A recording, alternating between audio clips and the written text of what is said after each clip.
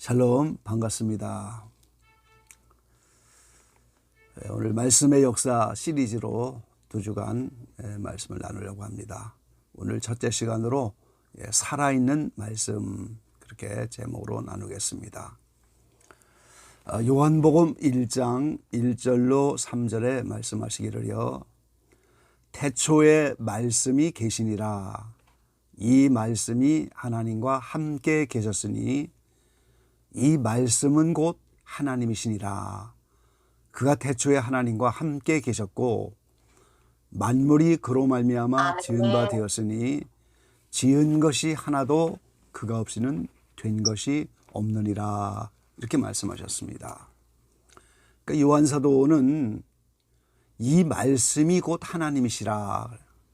이 태초에 계신 그 말씀 자체가 하나님과 함께 계셨는데 그 말씀이 하나님이시라 그랬어요. 그럼 우리가 하나님은 살아계신 하나님인 줄로 믿습니다. 오늘도 지금 영원한 생명으로 살아계신 하나님입니다. 마태복음 22장 32절에는 하나님은 산자의 하나님이다, 그렇게 말씀하셨죠. 하나님은 산자의 하나님이요 죽은 자의 하나님이 아니다 그랬어요. 그러니까 죽은 자는 하나님 앞에 설 수가 없고 하나님처럼 산 자만 하나님 앞에 서는 거죠. 하나님이 살아계신 분이기 때문에. 자, 그러면 말씀이 곧 하나님이시면, 하나님이 살아계신 분이면 말씀도 살아있는 거죠. 그래서 오늘 말씀이 살아있는 말씀이라는 거예요. 그래서 그 살아있는 그 말씀이 모든 만물이 그로 말미암아 지은 바 되었다 그랬어요. 그러니까 이 말씀이 모든 걸 창조하셨다는 거죠. 히브리서 11장 3절에도 믿음으로 모든 세계가 하나님의 말씀으로 지어진 줄을 우리가 아나니 그랬어요. 자, 믿음이 없는 사람들은 그걸 믿지 못하지만 믿음 안에 있는 우리는 모든 세계가 하나님의 말씀으로 지어진 줄을 우리는 믿고 그 믿음 안에 우리가 이제 나가는 겁니다. 그래서 창세기에 빛이 있으라 하면서 그 살아있는 말씀이 명한 그 말씀대로 빛이 나타난 거잖아요. 이게 말씀의 역사입니다. 그래서 오늘 히브리서 4장 오늘 본문 가운데 보면 하나님의 말씀은 살았고 운동력이 있어 그랬어요. 살아있으니까 운동하고 살아있으니까 움직이는 거예요 지금. 그래서 살아있는 하나님의 말씀이 빛이 있으라 한 그 말씀의 역사로 오늘 빛이 나타나고 우주 만물이 지어졌고 우리 인생들을 지으셨어요. 근데 이제 많은 믿는 분들이 오해를 하는 것은 창세기 이후로 모든 만물을 말씀으로 지으신 그 하나님이 살아있다고는 믿는데 그 말씀으로 지금도 지으신 만물을 보존하시고 유지하시고 역사하신다는 것, 그것도 역시 말씀으로 다스리고 계시다 하는 사실을 잘 믿지 못하는 것 같아요. 그러니까 하나님은 말씀으로 창조하신 것뿐 아니라 동일한 말씀으로 지금도 그 만물을 보존하시고 지금도 그 말씀으로 지으신 우리 인생들을 역사하시는 그런 살아있는 말씀이다 그 말이죠. 시편의 147편 말씀 보면은 15절부터 이렇게 말씀하셨어요. 그 명을 땅에 보내시니 그 말씀이 속히 달리는도다.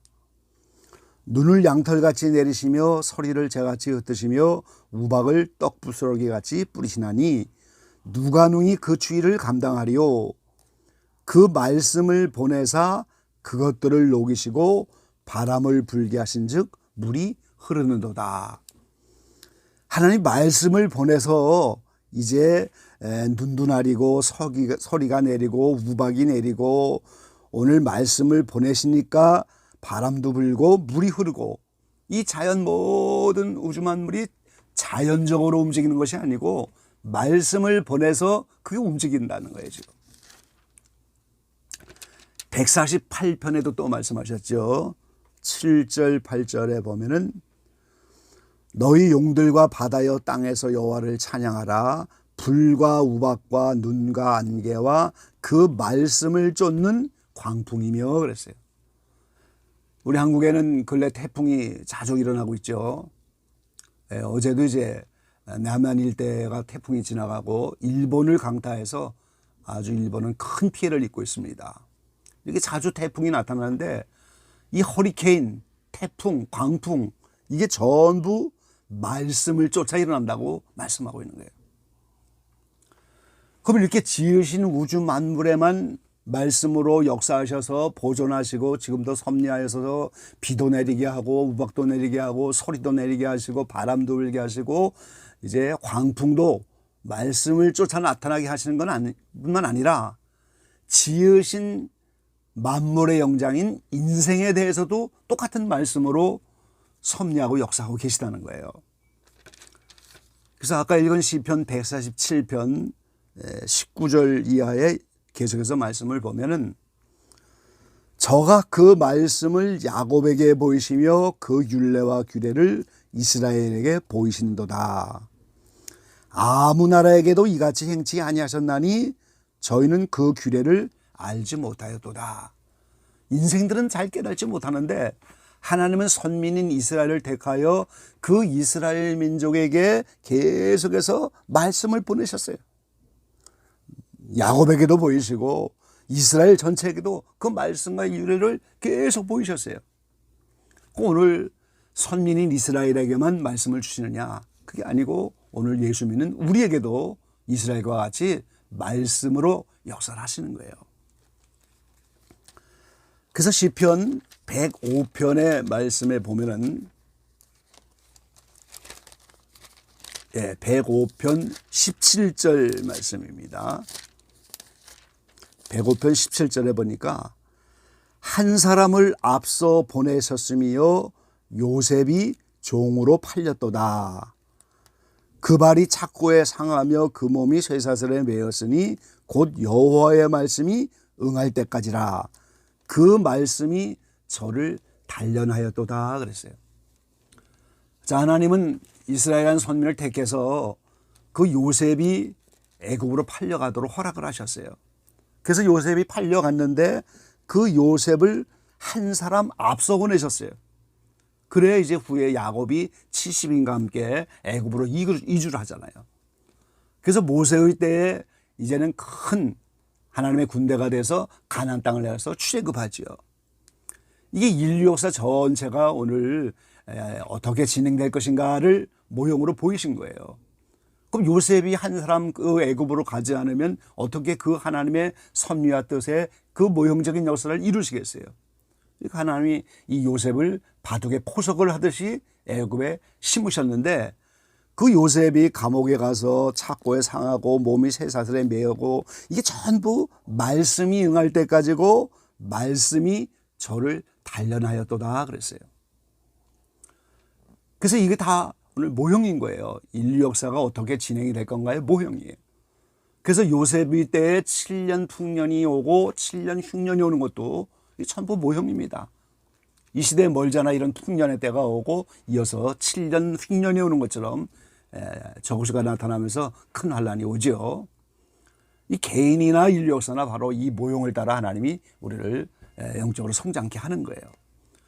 그래서 요셉 한 사람을 말씀으로 단련하시고 말씀으로 응할 때까지 훈련을 하셨는데 그 동일하신 하나님이 동일하신 말씀으로 요셉과 같이 우리 모두에게도 말씀으로 우리를 단련시키시고 말씀으로 훈련해서 그 말씀이 이루어질 때까지 역사하시는 거예요.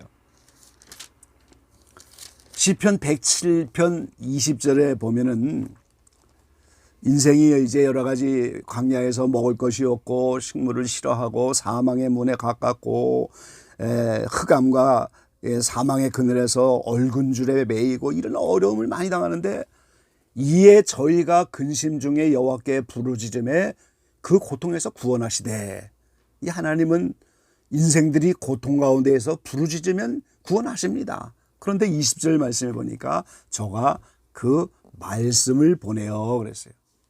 저희를 고치사 위경에서 건지시는도다 그랬어요.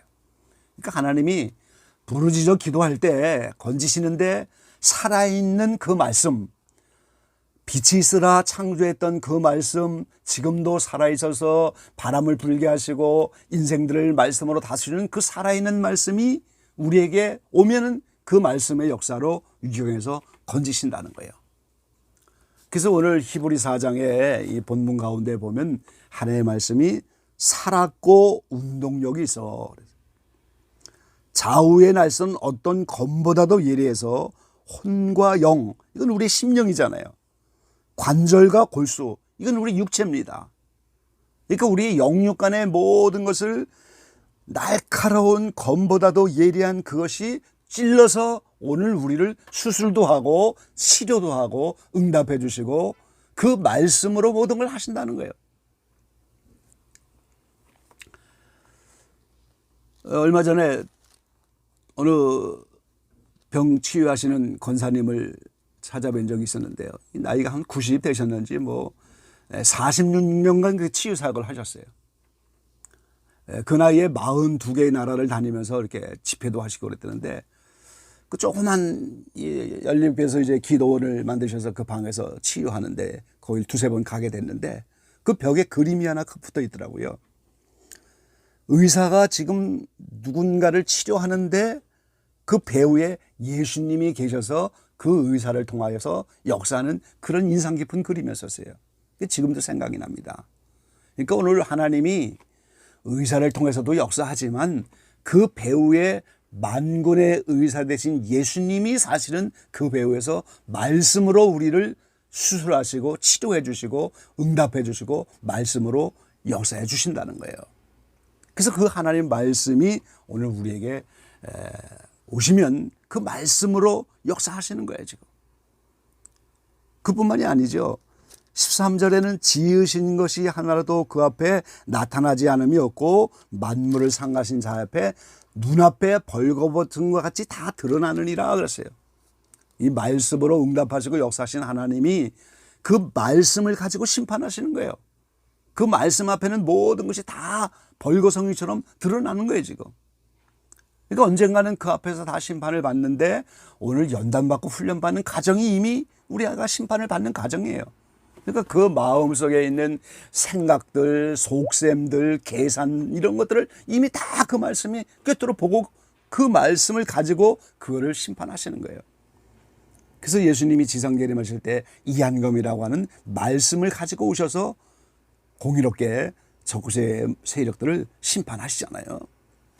그래서 이 말씀이 속셈을 아셔요. 우리의 비밀을 아셔요. 우리의 생각을 아셔요. 근데 그거를 영육 간에 그걸 꿰뚫어 보면서 이제 갈라놓고 버릴 거 버리게 하고 살릴 건 살리게 하고 관절골수도 쪼개고 그래서 영육 간에 그 말씀으로 수술하여 치료하시는 살아있는 그런 말씀이에요. 30여 년 전에 오래전에 벌써 제가 이제 처음 예수 믿고 교회를 개척했는데요. 마음이 뜨거우니까 얼마나 열심히 했는지 몰라요. 지하 40평에다가 건물을 얻어놓고 방을 들여놓고 열심히 하는데 이 햇병아리 전도사가 여름 성악교를 하다가 너무 과로해갖고 이제 쓰러졌는데 제가 어느 분이 저를 병원에다 갖다 옮겨놨는데 이 뭐 코피가 터지면 한 컵씩 받고 뭐 하혈을 하고 근데 한 40일이 지나도 병명도 안 나타나고 뭐 죽어가는 거죠, 점점. 근데 이제 결국 그게 이제 병명이 발견됐는데 장티푸스였어요. 지금은 뭐 그런 전염병이 좋은 약이 많으니까 큰 일이 아닌데 그거 40여 년, 30여 년 전 40년 가까이 된 그때는 그 연병이라고 이제 그 장티푸스를 그렇게 부르더라고요. 근데 그게 중한 병이었던 것 같아요. 그러니까 지하실에서 먹지 못하고 개척해야 한다고 이렇게 하다가 이제 과로해서 쓰러진 건데 그 이제 연병이라는 그 장티푸스에 걸린 거예요. 그래서 아무 소망도 없고 이렇게 지쳐가고 죽어가는데 어느 날 선배 목사님이 잠깐 병실에 오셔서 5분 신방을 하시는데 이사야의 말씀을 이렇게 찾더니 내가 나를 연병에서 건지리라 이 말씀 한 구절을 가지고 뭐 설교도 안 하고 그냥 권면하고 기도해주고 가셨어요. 그런데 그 말씀이 그때 살아서 움직이더라고요. 그거 제 심령 안에 들어왔어요, 말씀이. 지금 장티푸스라고 하는 연병에 걸려서 죽어가는데 하나님이 내가 너를 연병에서 건지리라 하는 그 말씀이 살아서 제 심령에 들어와서 막 역사를 하는 거예요, 이게 지금. 그러니까 제가 저도 모르게 이제 나는 살았구나. 그러고 나서 이제 얼마 후에 퇴원을 해갖고 다시 목회를 하게 됐는데, 그 사건 이후로 그때부터 하나님의 말씀이 살아있는 것이 믿어지고, 그게 운동력이 있는 게 믿어지고, 내 심령에 들어와서 역사하는 말씀으로 믿어지고, 심령고수를 쪼개는 말씀으로 믿어지고, 그래서 그때부터 말씀을 사모하게 됐어요. 그러니까 이 말씀이 꿀송이처럼 달다고 하더니 말씀이 꿀송이를 살고, 그래서 이 성경을 읽다 보면 어떤 때는 성경이 막 특별히 어떤 말씀은 크게 보이기도 하고 막 성경에서 튀어나오기도 하고 말이죠. 이 말씀이 여러 가지로 역사를 해요. 막 움직이는 거예요, 말씀이. 종종 그런 걸 많이 체험을 합니다. 하나님이 특별히 주시는 어떤 레마의 말씀들을 주실 때는 막 이 성경이 움직여요. 막 역사를 해요. 지금도 부족하지만 그 믿음을 가지고 설교도 하고 권면도 하고 오늘 이 자리를 통해서도 이렇게 살아있는 말씀이라고 간증하면서 선포하는 거예요, 지금.